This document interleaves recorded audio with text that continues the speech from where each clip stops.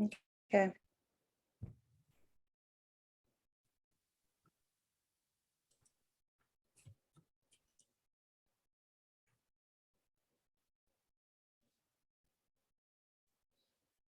Good morning, everyone. We're gonna just take a moment to let people log on and we'll start in just a moment.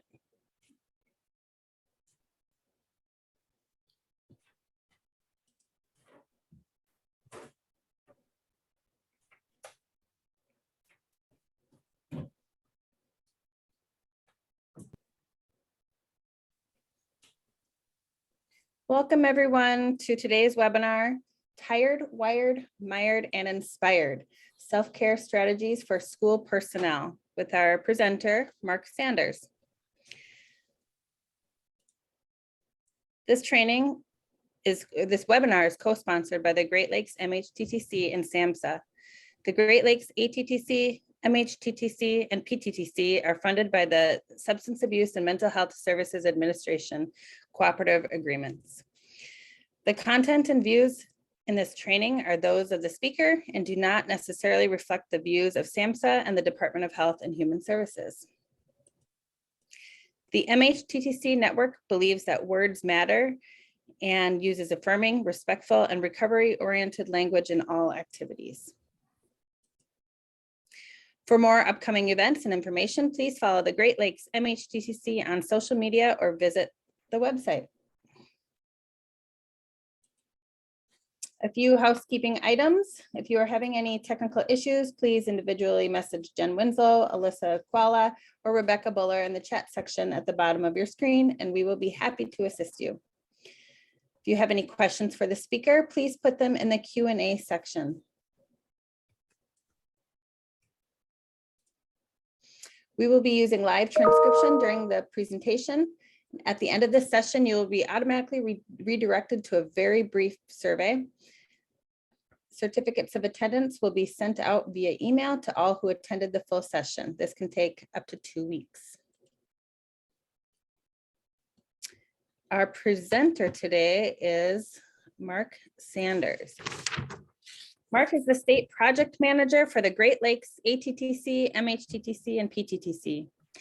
Mark has worked for 40 years as a social worker, educator, and part of the SUD workforce. He is founder of the Online Museum of African American Addiction, Treatment, and Recovery, and co-founder of Serenity Academy of Chicago, the only recovery-oriented high school in Illinois. Mark is also an international speaker, trainer, and consultant in the behavioral health field, whose work has reached thousands throughout the United States, Europe, Canada, the Caribbean, and the British Islands. Recently, Mark Sanders was named as the 2021 recipient of the NADAC Enlightenment Award in recognition of his outstanding work and contributions to NADAC, the field of SUD services and SUD professionals. He is also the recipient of the Illinois Association for Behavioral Health's 2021 Lawrence Goodman Friend of the Field Award in honor of the many years of dedicated service Mark has provided to communities throughout his home state of Illinois. Welcome, everybody, and I'll hand it to you, Mark. And thank you so very much, Alyssa and Jen and Rebecca and Sarah, and good morning, everyone. Presentations often begin with a polling of an audience. So let me poll the audience. By show of hands, how many of you do outstanding work? Raise your hand if you're really good at your job. Okay, very good. How many of you feel, as a result of the work that you do, that you're making a difference in the lives of at least one human being? Let's see those hands. And how many of you feel, as a result of the work that you do, that you deserve a $90,000 a year pay increase? Every hand goes up twice. Know that I know that the world cannot compensate you enough for the important work that you do. About 4 years ago, I was flying in from Arizona to Chicago, where I live, and I'm sitting on a plane next to a man with 6 Purple Hearts. And how do you earn a Purple Heart? I'm glad you asked. Bravery. He was about 95 years old, a World War II veteran. In other words, for 3.5 hours on this flight, I'm sitting next to the bravest human being I ever met in my life. And at one point he says, Mark, what do you do? I say, I'm a social worker. I give speeches. I talk to counselors. I talk to social workers. I talk to teachers, principals, assistant principals. And he told me to tell you, thank you for your service. Thank you so very much for your service and all that you do on behalf of children. And so I read a book called Good to Great, and the author says you can tell what's most important to a society by its tallest buildings. 100 years ago, the tallest buildings were churches. Today, the tallest buildings are Fortune 500 companies and Fortune 100 companies. But the author said that no society is great just because you have tall buildings and Fortune 500 companies and Fortune 100 companies. A society is great when you have great school counselors and social workers and psychologists and principals and administrators and teachers and cooks in the kitchen and physical education teachers and coaches. So if you're in a room anywhere near a mirror, I invite you to look at yourself in the mirror and repeat these words to yourself. This is your lucky day. You're looking at greatness. Would you take a moment, if you could, and just claim that? I have one more story for you, and then we will start to look at our slides. It's the story of baseball player Lou Gehrig. How many of you have ever heard of baseball player Lou Gehrig? Lou Gehrig played baseball about 100 years ago, and he was teammates with a man named Babe Ruth. They played on the team known as the Yankees. And there was a movie about his life in the 1940s called The Pride of the Yankees. And towards the end of the movie, Lou Gehrig went in front of 40,000 screaming Yankee fans, and he gave the following speech. It was a retirement speech. He said, today, and there was an echo in the stadium, today, I feel like the luckiest man on the face of this earth. Today, I feel like the luckiest man on the face of this earth. How could it be lucky? He was dying. It was his death speech. Lou Gehrig was dying of a condition which they later named after him, ALS, Lou Gehrig's disease. So I went on the internet and looked up the backstory. The story that I read was that the day before Lou Gehrig gave that speech, there was a 12-year-old boy in the hospital. The boy was sick, he was dying, and he refused to take his medication. And doctors told the boy's mother, if your son doesn't take his medication, he'll be dead soon. The mother knew that Lou Gehrig was her son's hero, so she called the Yankee organization and asked if Lou Gehrig could come to the hospital to convince her son to take his medication. So he showed up in the hospital room. The boy's eyes got so big, he saw his hero. He looked at Lou Gehrig and said, I'm still not going to take my medication unless you hit a home run tomorrow. Lou Gehrig said, okay, I'll hit a home run tomorrow. He didn't hit a home run. He hit 2. Now fast forward. Right before he gave the speech, the mother called the Yankee organization, and word got to Lou Gehrig that her son started taking his medication. He felt lucky because he was able to help someone. And you're fortunate because you get to help somebody every day. You get to help students. You help prepare the future every day, right? And you're fortunate for being able to help every day. And of course, the students are fortunate because of the important work that you do. So I'd like to ask you to find a chat feature. And would you put in chat your occupation? What do you do? Are you a teacher? Are you a principal? Are you a counselor? It really helps to know who I'm talking with. So what do you do? What's your title? We have school social worker, school counselor, CCS case manager, outreach case manager,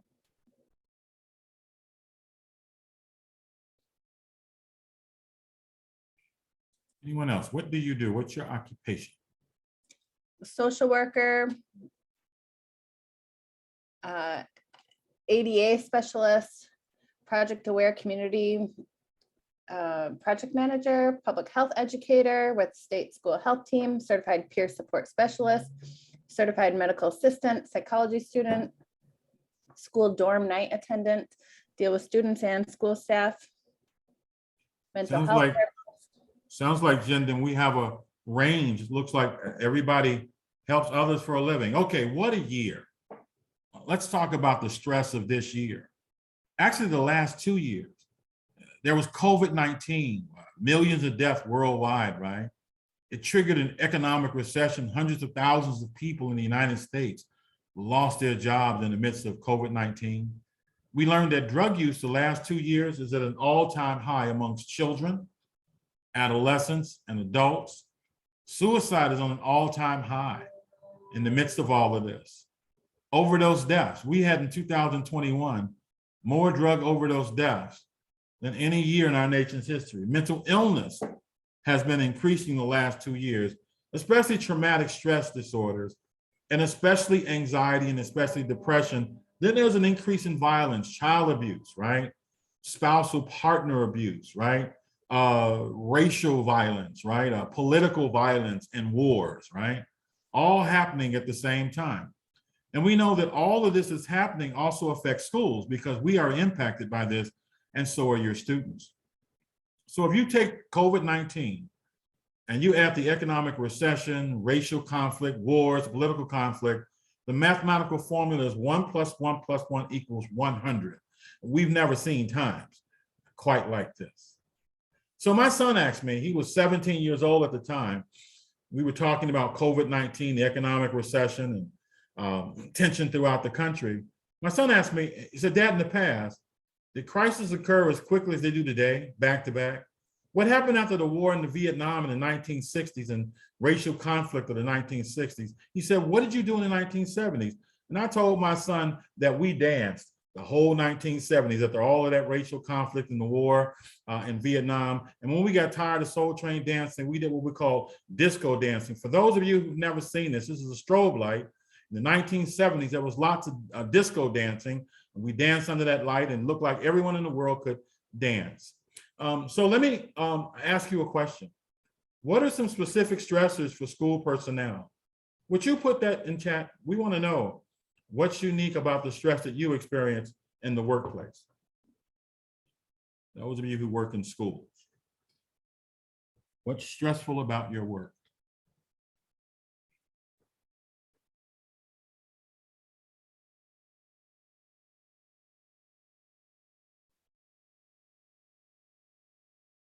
Let us know, Jen, if you're seeing any responses in chat.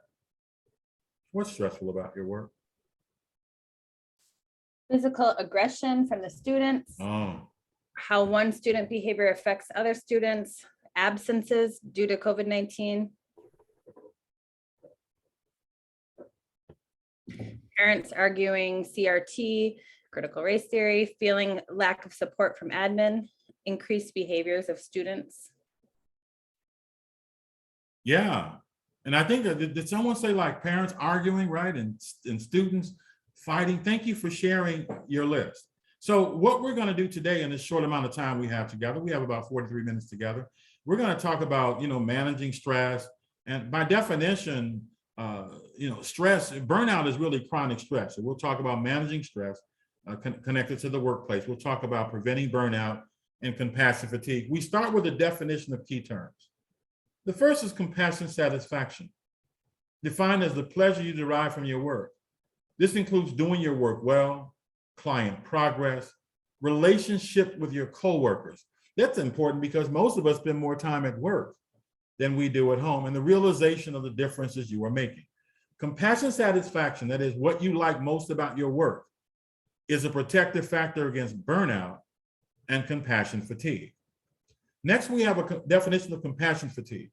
Secondary trauma is a result of internalization of the client's or student's traumatic experiences. Let me lean in. I'm about to share something with you which you might find kind of interesting. There is a researcher, a trauma researcher from USC, the University of Southern California. His name is John Briere. And John Briere's research indicates that helping professionals, counselors, case managers, social workers, nurses, teachers, that helping professionals, that we actually experience more trauma in childhood than any other profession. Your brilliance is that you've taken whatever you've endured in this lifetime, in your childhood years, your adolescent years, you've turned that into empathy and compassion, and you use that to help others, right? And at the same time, if what I'm saying is true about you, if you join me in being a human being that had lots of trauma in childhood, then it basically means that when things traumatic happen in school, it's easier for you to be re-traumatized compared to people who do not have histories of trauma within their childhood. Then we have a definition of burnout, a form of compassion fatigue that develops much slower than secondary PTSD. You see, secondary trauma happens quickly like that. Examples include you're in a car accident, now you're having nightmares and bad dreams. You were arrested overnight and you're having bad dreams. You have a son or daughter that came back from the military, right? And they're suffering symptoms of post-traumatic stress disorder. Compassion fatigue, also known as secondary trauma, happens quickly. Burnout is different. It has a gradual onset and is associated with a non-supportive work environment. You know, everybody in the school going their own way, every man, woman, and child for themselves. Toxic organizational dynamics. Have you ever worked in an organization that had toxic organizational dynamics, a large workload, and the feeling that the work that you do does not make a difference? Next, we have a definition of work-related burnout. It's a response to chronic stress. In other words, when you show up, there's a lot of stress in the school, right? But because of compassion satisfaction, your enthusiasm around being hired, that kind of protects you for a while. The symptoms of work-related burnout include emotional exhaustion. I imagine that some of you listen all day. You listen to students all day, coworkers all day, and if you're a counselor, clients all day. How many of you, by show of hands, feel like your job is to listen all day? You see, some of you listen all day. I'm seeing those hands. Some of you listen all day. And then you go home and you have that spouse, your partner, whose favorite word is I, and their next favorite word is me, and they talk about themselves all evening, right? So you're listening to students all day. Then you're listening to your partner all evening, right? And then you have that son, that brilliant son of yours, who asks you questions that they already know the answer to. If you listen all day and all night, you might start to feel like you're one big ear, like you're emotionally exhausted. And then your sibling calls you and asks you again, should they leave? Should they divorce their spouse? You thought 20 years ago they should have divorced their spouse, but they're still answering the question. It's almost midnight. You're ready to go to bed. You're ready to go to sleep. The phone rings. It's that friend who doesn't pause when they talk. And they're talking and talking and talking. Yeah, if you listen all day and all night, you're vulnerable to emotional exhaustion. Another part of work-related burnout is depersonalization. And what depersonalization is where you stop seeing those that you serve as human as you used to see them in the past. You might start detaching from their humanity. Anyone who's ever had a large caseload or a large student load is vulnerable to depersonalization. If you've ever had a large student load, or if you're a counselor or a therapist or a social worker, if you've ever had a large caseload, would you put the number that you've worked in at one time, the biggest number of clients or students you've worked with at one time, would you put that number in chat? We want to know what's the biggest workload you've ever had. 20, 30, 50, 60, 100? Really 36, 80, 265, 100, 265. Go ahead, keep going, Jen, I'm sorry. 50. It looks like so far that 265 is the largest number. Would you join me in giving that person a round of applause for surviving the largest student load or caseload in the Midwest? You ever have a caseload so large or a class so large that one day you're walking down the street and you see somebody walking towards you and they look vaguely familiar, only to realize you're just like met with them an hour earlier? A caseload or a student load so large that one day you're in the mall, there's 1,000 students in the mall, and your faces start to blend into one. You start to wonder if you work with all of them at one time or another. You know who's vulnerable to depersonalization? Are people who work in public aid offices for the Social Security. You walk into public aid or Social Security, take a number next. Those that they serve, because of the long lines they manage, they become vulnerable to depersonalization. I actually work with people during COVID who work for the unemployment agencies, and they had such large lines that you could see where depersonalization set in. Take a number next. You know, one time I went to Baskin-Robbins, 31 flavors, the ice cream parlor. Person behind the counter said, take a number next. I was the only person there. If we're not careful, this has a way of catching up to us. You know how you've ever gone to the emergency room of a hospital late at night? You walk into the emergency room, I'm bleeding, so is he, sit down. They become immune to blood. Work-related burnout is a response to chronic stress. You can handle it in the beginning, but it starts to mount. Its symptoms include emotional exhaustion, depersonalization, and reduced personal accomplishments, which can occur among individuals who help others for a living. There are 4 stages to burnout. The first stage is called the honeymoon stage. It's when you first get that job. Your new coworkers are happy to see you.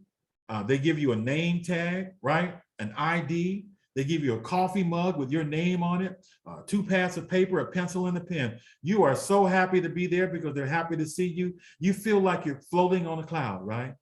When you are in the honeymoon stage of burnout, your mind says, I don't need anything but this job. I don't need food, air, sex, water. All I need is this job. As a matter of fact, the next time you go to work, I want you to look in the eyes of your interns and look in the eyes of those workers who've only been like working in schools for a year or two and notice how their eyes glow. That's the honeymoon. The second stage is called stagnation in the burnout cycle. The honeymoon is over. Reality sets in. Difficult coworkers. You ever had a difficult coworker? Difficult boss, challenging parents, challenging students, and a ton of paperwork. How many of you have a lot of paperwork to do? I used to bring mine home with me, then one day I stopped. I became convinced if I died a social worker tomorrow, I'd have at least one form to fill out before I died. If nothing else, a discharge summary or something like that. The second stage, stagnation, the honeymoon is over. The third stage in the burnout cycle is frustration. It's in this third stage that you catch the fact that you're burning out. It's in this third stage that people do positive things in order to recover from burnout. Positive things like what? What are some things that people do that are positive once they have caught the fact that they're burning out to recover?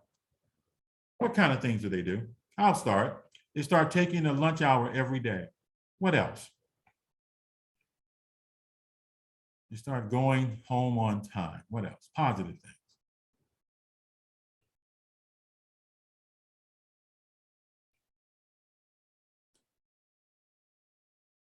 They start doing their work a little different, right? They take a vacation. Let me ask you a question. You ever needed a vacation as soon as you came back from vacation? See, that's when you really know you're burned out. Now, if we don't catch it in the third stage, we are vulnerable to slipping into the fourth stage of burnout, which is called apathy, chronic burnout. Now your attitude is a job is a job is a job. You show up at 8 a.m. Monday morning, you lock the door in front of the school and clutch the steering wheel and you do everything in your power not to go in. You go into the building reluctantly, right? And you look at the clock and you say the best thing about 9 a.m. Monday morning is that it's 4 hours from noon and noon is lunch. The phone rings, it's the parent. Now you want to shoot the phone. You're running from students, right? You're so burned out in this fourth stage, apathy, chronic burnout, that your coworkers speak to you. You don't even speak anymore. How you doing, Mark? You grunt, right? We're talking about a person who says they're so burned out. They say the best thing about Wednesday is 2 days from Friday. They don't even call Thursday anymore. They call it Friday Eve. You ever met somebody who's so burned out that they retire at age 65, but they quit at age 40? It's like they're at the school, but they're not really there. Well, let's take a moment to look at those factors that buffer us against burnout at work. Number one, according to research, is feelings of appreciation from the people that we work with. Incredible story about this woman who worked at Woolworths for 50 years. Are you familiar with Woolworths? It was like Target before Target. She was never late, hardly ever sick in 50 years, right? And they asked her, how did you give 50 years of your life to Woolworths? Never called in sick, never late. She said one word, that word was baseball glove. She started her job during the Great Depression. And the first day she showed up to work, her son called and said, Mom, now that you have that new job, will you finally get me that baseball glove you promised? She said, not now, son, I'm kind of behind in the payment of bills. I promise you, I'll buy you the baseball glove as soon as I possibly can. Her supervisor overheard the conversation. Listen, I wasn't intentionally eavesdropping, and I have a son too. And one of the things I understand about kids is they don't always understand when you say you can't buy something right now. So I brought you this baseball glove. I'd like to ask you to give it to your son, and I hope he appreciates it. She said that one act of kindness after another led to her feeling of sense of appreciation, and she was able to give 50 years of her life to Woolworths. I looked at the research on what motivates us to do our best work. Believe it or not, pay ranks number 3 on the list. Number 1 is feelings of appreciation from the people that we work with. You know, one of the highlights of my week is where I'm working right now.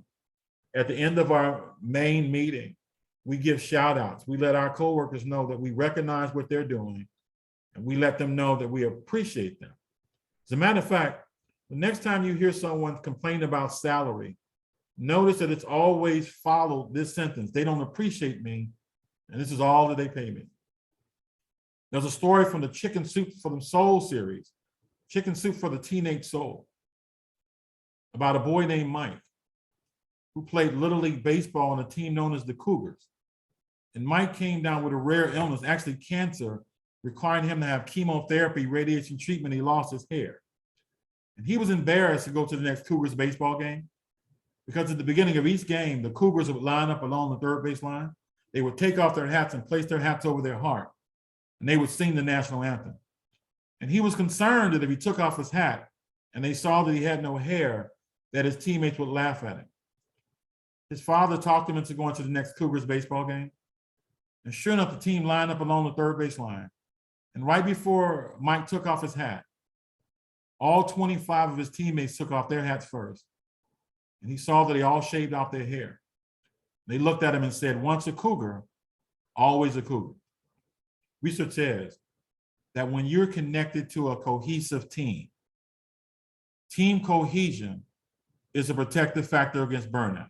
The first two, your appreciation, your coworkers let you know they appreciate you, and you feel a sense of camaraderie with the team. A third factor that can buffer us against burnout is open communication.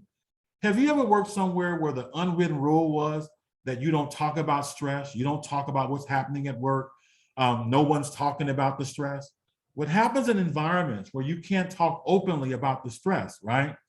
The stress mounts and you become more vulnerable to burnout. Proactive strategies to deal with chronic stress: team building retreats, supervision, vacation time, right? All of these things can help. Other factors that buffer us against burnout is when we have a good relationship with our immediate supervisor. There's a famous quote that people join organizations, people join schools, and they leave their immediate supervisor. When we get along with our supervisor, that's a protective factor against burnout. Creativity. Let me lean in. You ever worked somewhere so long that you could like get there and not even realize you drove there? You know, when some people say they're burned out, they're really bored out. They're bored from doing the same thing the same way year in, year out. You know, it was written in my biographical sketch that Alyssa read that I've been doing this work for 4 decades. The secret is I always create new stuff to do. There's a book that's called The Artist's Way. And the author says that the opposite of creativity is depression. She said, no, actually the opposite of creativity is death. When we're not creating, it's like we're dying inside. Some people say they're burned out. They're really bored out. They need to add more creativity to their work. Another factor that buffers us against burnout is individuals making the decision to take responsibility for managing their own burnout. You see, within schools, there are these dynamics that can facilitate burnout, like long work hours, lots of paperwork, right? Audits, right? Yearly evaluations, right? There are factors within organizations that can facilitate burnout, but there's also factors within the individual that can facilitate burnout. Examples include, if you feel that you can be all things to all people at all times, you're vulnerable to burnout. If you can't acknowledge personal limits, you are vulnerable to burnout. If you, by the way, workers with kids, according to research, actually experience less burnout than workers without kids. Do you know why? Because raising kids is stressful, and you get lots of practice at dealing with stress, that you can take that ability with you to the workplace. How about this? Workers with significant good relationships outside of work, partnerships, friendships, workers with significant and good relationships outside of work experience less burnout than workers who do not have healthy relationships outside of work. Workers who are newer experience more burnout than workers who've been doing the work for like decades. Here's how that happens. If you've been doing this work for decades, chances are that you've burned out about 4 or 5 times, and you come back from it each time and you learn from it. So now you know what your limits are, you know how to say no, and then you recover. But when you're new, sometimes you want to save the world. Here's my question, let us chat. What responsibility do you think is of the school to help manage your burnout? And what responsibility is your responsibility to manage your own burnout? Would you put two numbers there? The first number being the school's responsibility, the second number being your own responsibility, and it should add up to 100%. Is it 50-50? Is it 70-30, 30-70, 20-80? Whose responsibility is it to manage your burnout?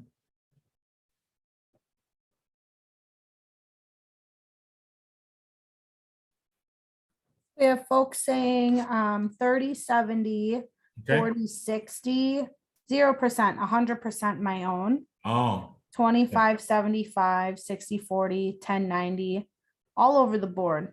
yes. But most of you acknowledge that, hey, we both can do something to help with this. If I ruled the world, it would be 100-100. That the school, the organization will put 100% into helping you deal with burnout, and then you would put 100% into preventing it and recovering from it. Factors contributing to burnout. Number one is gossip, backbiting and backstabbing. Toxic organizational dynamics is what facilitates burnout. Not challenging students, not difficult like parents who are challenging, right? But toxic organizational dynamics contributes to burnout. Another factor that contributes to burnout is unhealthy boundaries. And we tend to learn our boundaries in our families of origin. How many of you, by show of hands, come from families? That's my way of seeing if you're still listening at this early hour on a Monday morning. We tend to learn our boundaries in our families of origin. Some of you and some of the students you work with come from families where the boundaries are loose, everybody doing their own thing, every man, woman, and child for themselves. An example would be the Smith family. Little Shirley Smith, the daughter, made the cheerleading team. The family is so busy that no one knew she made the team. Her brother Jason was cut from the basketball team. He cried in his room. No one in the family knew that he was cut from the team. Mom was promoted at work 8 months ago. The family didn't know. They're like ships passing through the night. Her friends took her to Applebee's. Dad was fired at work 6 months ago. The family didn't know that Dad was fired. He'd go to the bar to drink. Uncle Ned is up in the attic dead. He's been up there dead for about 9 months because everybody in the family is doing their own thing. No one went up to the attic and checked on Uncle Ned. You ever seen a family that's so busy, everybody doing their own thing, that the dog gets the leash and he walks himself, and the 4-year-old cooks a hamburger for himself? Let me let you in on a secret. Every family that I've ever worked with that have loose boundaries, they often suffered a big loss, and they avoid contact with each other because to look at each other and see the pain on your family members' faces is to remind you of the bad thing that happened, so everyone goes their own way. Some of you and some of the students you work with come from families where the boundaries are enmeshed. Things are a little too close. You ever seen a family where things were just a little bit too close, right? You can always tell when a family is enmeshed because one family member is talking, right? And then the other one will finish their sentences. You ever seen a family that finish each other's sentences, talk over each other, talk at the same time? You know how you can really tell when a family has enmeshment? Is you ask one of the children a question, and before they can answer the question, they look at their parents to see if it's okay to answer those questions, right? Every member of the family where you have enmeshment feels like all the other members of the family can read their mind, right? They're like mind readers. Let me let you in on a secret. Every family that I've ever worked with that have enmeshed boundaries, things are a little bit too close, they tend to have a lot of secrets, and they band together to protect the secrets. And some of you come from families of origin, we're talking families of origin, where the boundaries are pretty healthy. You can always tell when a family has healthy boundaries because each member of the family is allowed what's called the 5 freedoms. Here are the 5 freedoms. The freedom to think what you think rather than what you should think. You see, when you have enmeshment, everybody has to think the same thoughts. The freedom to feel what you feel rather than what you should feel. The freedom to want what you want rather than what you should want. Should children get everything they want? Of course not. Should they be allowed to want what they want? Of course. Because when your wants are shamed, you become a social worker. I'm only serious. I'm a social worker. The freedom to see what you see rather than what you should see. So Samuel L. Jackson starred in a movie called Eased by You out of New Orleans. He played the role of a doctor that made house calls. He had a daughter, Eve, about 9 years old. And she opened the door and saw her father having sex with one of his female patients, right? She slammed the door. Later that night, Eve went to her big sister, who was about 2 years older than Eve, and said, I saw daddy with Mrs. Such and such, and this is what they were doing. And her big sister put her arm around Eve. She said, Eve, no, that's not what you saw. This is what you saw. There's some families that are so enmeshed that you can't even see what you see. My Aunt Annie died, my favorite aunt, and I was asked to speak at her funeral. So I told the congregation that when we were kids growing up, me and my 4 siblings, the 5 of us, for a short period of time, we lived in a 3-bedroom apartment with our grandparents and their 14 kids. Do the math. 21 people in a 3-bedroom apartment. And I told the congregation that there were not enough beds, and so I slept at the foot of my Aunt Annie's bed. And she was this amazing artist. Every night at the foot of her bed, I would pull out her paintings, these beautiful paintings. I told the congregation that my first dream was to be an artist like my Aunt Annie. And as I took my seat, my mother whispered, nice story. We never lived with them. You never slept on the floor. Later that night, my older sister called me and said, Mark, I heard what she said. We did live with them. You did sleep on the floor. There's some families that are so enmeshed that you can't even see what you see. And then finally, the freedom to imagine your own self-actualization. There's a student in your school who wants to be a physical education teacher because he admires the school's physical education teacher. He wants to be just like the physical education teacher. He tells his parents say to him, why would you be a physical education teacher when you can be a lawyer or a judge or an engineer? Translation, our family has too many secrets, right? Your being a physical education teacher can't protect our secrets. You have to be a judge or a doctor. Therefore, nobody would ever suspect the problems in our family when our son is a doctor. You see, when boundaries are healthy, children can choose their own career path. So I want you to take a moment to think about it. I won't ask you about it, but just make a mental note of the boundaries in your family of origin. That is the family you grew up in as a kid. Were those boundaries more loose? Every member of your family doing their own thing? Were the boundaries enmeshed? Were things a little bit too close? Or do you feel like the boundaries in your family of origin were pretty healthy? Take a moment to think about that. The boundaries in your family of origin. Next, I invite you to think about the boundaries in your current family. That is the family that you live with now. Are those boundaries more loose? Everybody doing their own thing. Are those boundaries enmeshed in your current family, or do you feel like the boundaries in your current family are pretty healthy? Everyone is allowed the 5 freedoms to think what you think, feel what you feel, want what you want. Let me tell you what I've learned, is that when people say that the boundaries in their current family is different than the boundaries in their family of origin, they made a conscious decision. That is, if they partnered up or married, they chose a partner that wanted to do things different, and they do things different. For example, if you came from a family of origin where the kids were not allowed to talk, you've heard the expression, children should be seen and not heard. You make sure that your children, if you have children, are able to talk, right? Here's where you might find it interesting. Every school also has boundaries. Some schools have loose boundaries where everyone working in the school is doing their own thing. No one supports anyone else.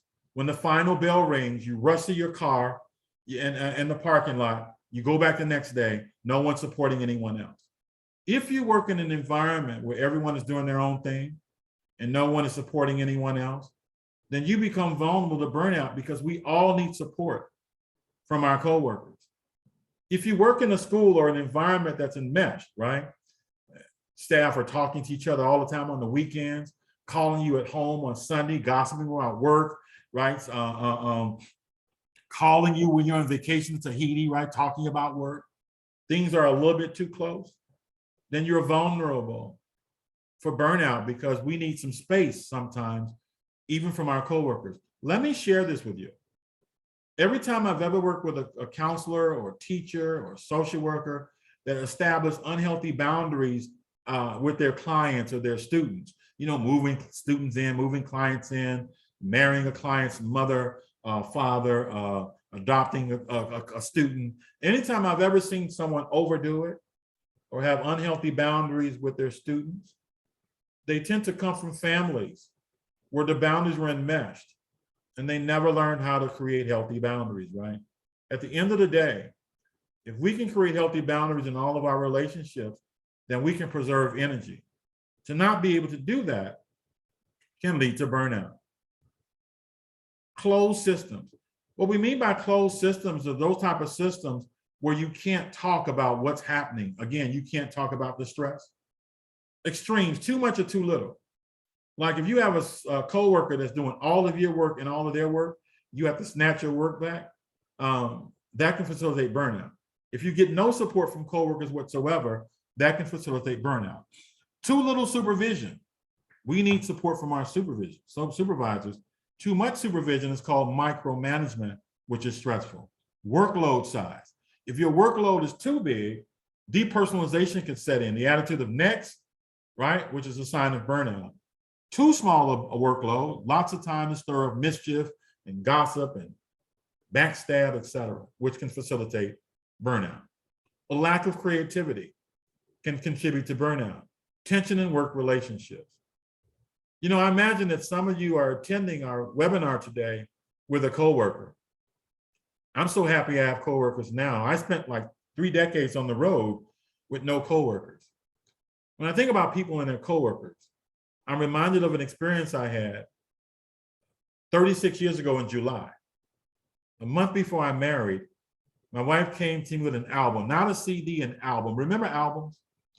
And she said, I want you to rehearse the first song on the second side of the album. We're going to sing to each other at our wedding. The song was sung by a man named Marvin Gaye and a woman named Tammy Terrell. So I'm practicing this song, and it dawned on me that I could rehearse for 300 years and I would not be able to sing as well as Marvin Gaye. So I went to my wife and said, I love you and I can't sing that song. She said, okay, I'll sing to you. In our wedding party, who was my wife's maid of honor, her best friend, my wife's maid of honor is one of the 3 or 4 best singers in the world, yet the world's never heard of her. That'd be an interesting seminar. How you can be one of the best in the world at something and the world's never heard of you. She works at the post office. Anyway, during our wedding, my wife was singing this song and she could not hit the high note. She looked back at her best friend who hit the note for her. I know in my lifetime when I've had difficulties, next to an immediate family member, there's nothing like a really good coworker. Incredible story about this American soldier who was stationed in Afghanistan. And she flew home to New Jersey to get married. Then she flew back to Afghanistan. And she lost her hand in battle. Her best friends at work went back on the battlefield and found her hand so they could give her back that wedding band that was lodged on her finger. Where would we be without coworkers? The research says that when you have a best friend at work, that's a protective factor against burnout. And when you have a best friend at work, right, it increases job satisfaction. The 4 most magical words in the workplace. When you look at one of your friends at work and you say to them, let's go to lunch, right? That camaraderie helps. Continuous stress or feeling ineffective. I encourage all of you, we can't do it now, but at some point really soon, is define your definition of success in your work.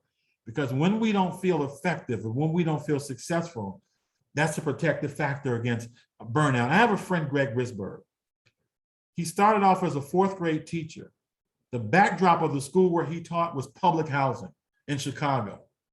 Then he went from being a public school teacher to a social worker and then a professional speaker. Greg told me one day a man called him at midnight and woke him up. And the man asked, are you the same Greg Risberg who taught 4th grade across the street from Robert Taylor Public Housing 30 years ago? Greg said, yeah, that's me. He says, I was a student in your 4th grade class. You were my teacher. He says, I'm a decorated military man. In fact, I wouldn't be surprised if I wouldn't wind up achieving the rank of a Colin Powell. I was just calling to tell you really made a difference in my life. And Greg said, what did I do? He says, every Friday you would stop teaching. You would sit the whole 4th grade class in a large circle and you would have us to read the newspaper from cover to cover. And in reading the newspaper from cover to cover, what I learned was there was more happening in the world than simply what was happening in public housing. So it made me curious about the world. I heard him graduate high school, joined the military. I went around the world twice, he said. But you did something that was more special than that. One day you invited the entire 4th grade class to a special field trip. You invited the whole class to your house. You asked everybody to bring a bag lunch to your house. And I looked in my refrigerator that night and I saw that I had no food. And when I made it to your house with no food, you went in your refrigerator and you fixed me a sandwich. So anyway, the reason I'm calling is because we still have a home in Chicago and I'll be coming home next month. And I wanted to invite you over my house so I could fix you a sandwich. And he told me that story at dawn when it took him like 30 years to see the fruits of his labor. Your work is like that. Administrators, teachers, counselors. You're like farmers who plant seeds, who may not see the fruits of your labor in the season that you plant the seed. Sometimes it takes many seasons to see the fruits of your labor. I know your work is based in faith. Let's talk about compassion fatigue, the stress of caring too much. Compassion fatigue differs from burnout in that burnout is caused by stress, toxic organizational dynamics, and feeling ineffective in your work. Compassion fatigue is caused by caring. The more you care about the students, the more vulnerable you are. Emotional residue as a result of working with those who suffer, secondary trauma, secondary PTSD. Who's vulnerable to compassion fatigue? Receptionists, because everybody who calls and walks through that door is on their caseload. Counselors are vulnerable, teachers, people who work with children, attorneys, especially those who read lots of crime scene situations, emergency care workers, medical professionals, clergy, volunteers are vulnerable, soldiers, police officers, firefighters, and nurses. The signs of compassion fatigue includes anger. You were going to work happy every day. The tension mounted, right? Compassion fatigue sets in. Now you go to work angry, frustration, tardiness, exhaustion, depression, feeling hopeless, blaming others, irritability, sleeping problems as you dream about the bad things that happened to one of your students or one of your clients, rudeness and gossiping, erosion of idealism, flashbacks, intrusive thoughts, spiritual distress. I used to work with child welfare workers during the era of crack cocaine. And sometimes they'd have caseloads of 250 clients. And some of them said they stopped believing in God as much as they used to because if there really is a God, how are there so many children suffering? If you hear enough stories of pain and suffering, it could make you suspicious in the world, make you believe that the world is a bad place. So here's the question. Are you more vulnerable to burnout, which is caused by organizational stress? Or are you more vulnerable to compassion fatigue caused by caring? Would you put one either burnout or compassion fatigue in chat? We want to know, which are you more vulnerable to? Burnout or compassion fatigue? This is our informal poll. We have compassion fatigue, burnout, compassion fatigue. It looks like, Jen, that compassion fatigue is in the lead. I kind of thought so. And would you respond to the second question in chat? What are some things you do to take care of yourself? How do you avoid the occupational hazards of burnout and compassion fatigue?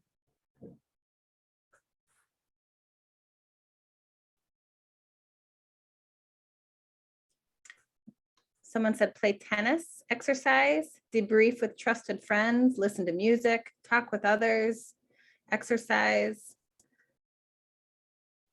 That is a really nice life. Even the first one, like tennis, right? Because so much of our stress is in our head.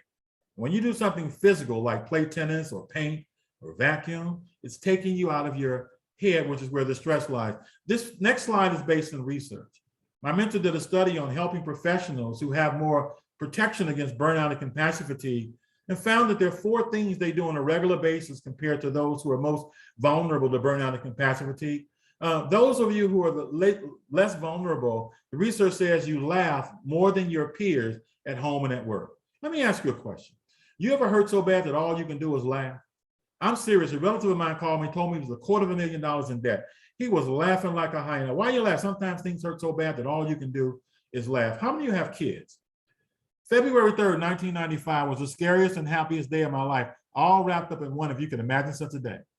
It was the day my son was born. He came out weighing 5 pounds, 5 ounces, looking exactly like his dad, scared me to death.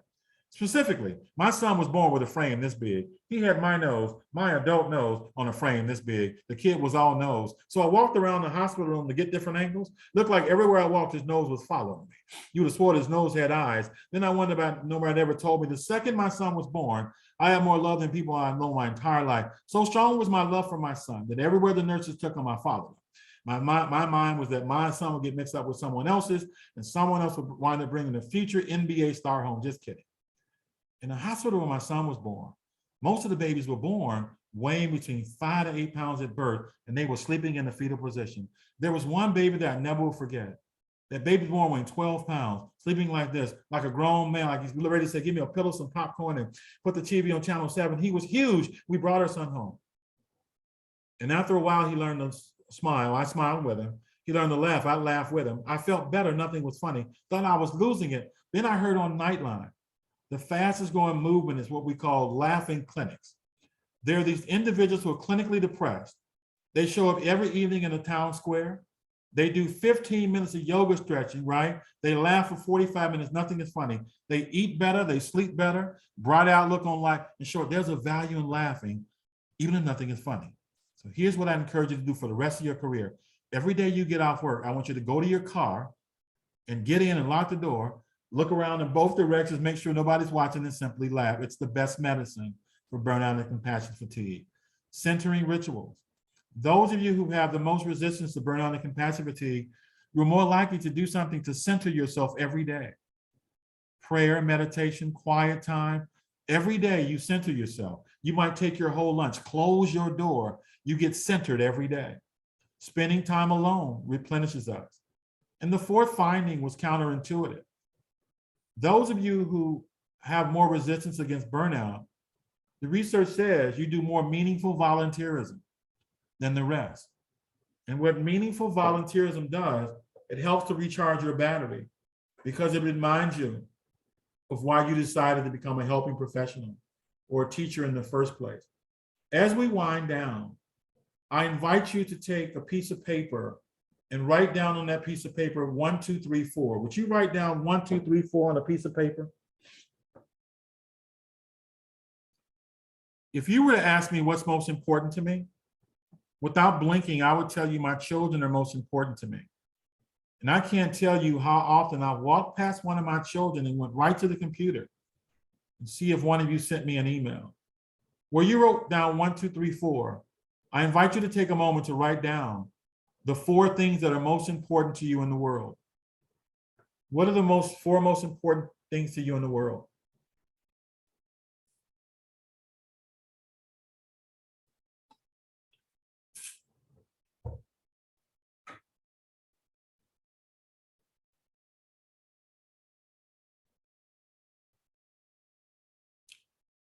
What are the 4 most important things to you in the world? Now, next to each one, would you write down yes or no to the question, does each of them receive the time and attention for you that they deserve? A yes or no next to each one, does each receive the time and attention from you that they deserve?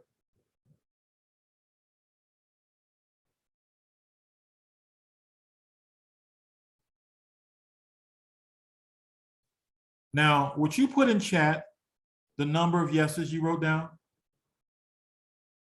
How many yeses? 4 yeses, 3 yeses, 2, 1?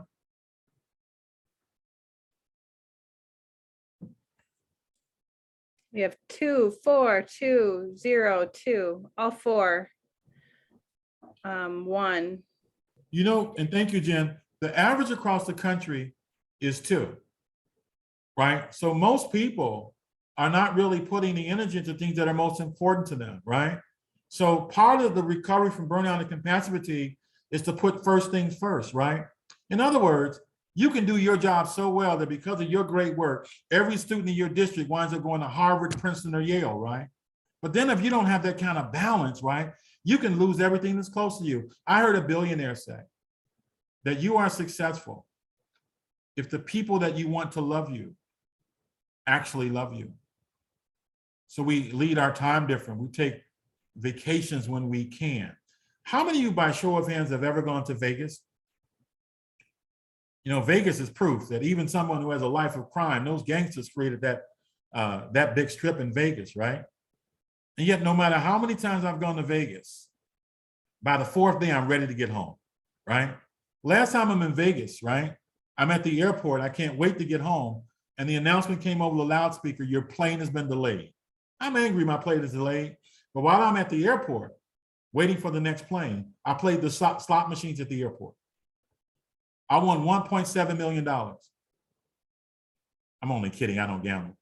Anyway, my next stop was to a small town called Galena, Illinois. And I left that small town really replenished, ready to take on the world. I agree with Norman Vincent Peale, who said that busy people like you who help others for a living, teachers, counselors, administrators, it's mandatory for you to spend at least 15 minutes alone each day just to replenish yourself. And you have that much more to offer the world. Dale Carnegie said, if he had 10 hours of work to do and 5 hours to do it, the first thing he'd do is take a 15-minute break just to replenish yourself. What I've learned over the years is not so much of what I teach, but it's more about the action you take. Would you find your chat feature one last time? What I invite you to put in chat is what's the action you're going to take when this webinar is over as a result of our time together today? What will you do? What's your action?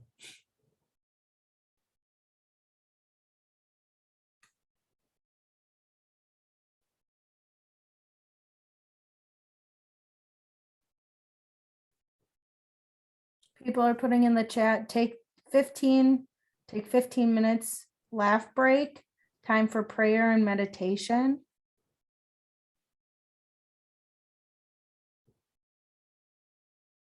Prioritize my top 4 and take me time.